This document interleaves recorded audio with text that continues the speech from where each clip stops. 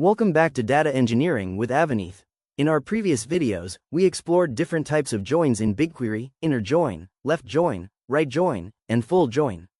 In this video, we'll continue with another type of join called the cross join. A cross join is different from the other joins we've seen so far. Instead of matching rows based on a condition, a cross join combines every row from the first table with every row from the second table. This is also called a Cartesian join. For example, if our customers table has 3 rows, and our orders table has 4 rows, a cross join will return 12 rows. That's because each customer will be paired with every order. Let's look at the query in BigQuery. Select C. Customer ID, C. Customer name, O. Order ID, O. Order amount.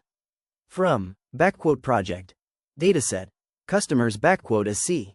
Cross join, project. Dataset. Orders as O. In this query, there is no on condition like we had in inner or outer joins. Instead, the cross join simply produces all possible combinations of customers and orders.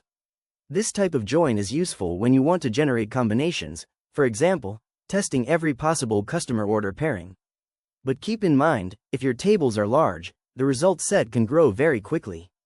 That's all for cross joins in BigQuery. In the next video, we'll move on to set operations starting with union and union all. Thanks for watching Data Engineering with Avaneeth, and I'll see you in the next one.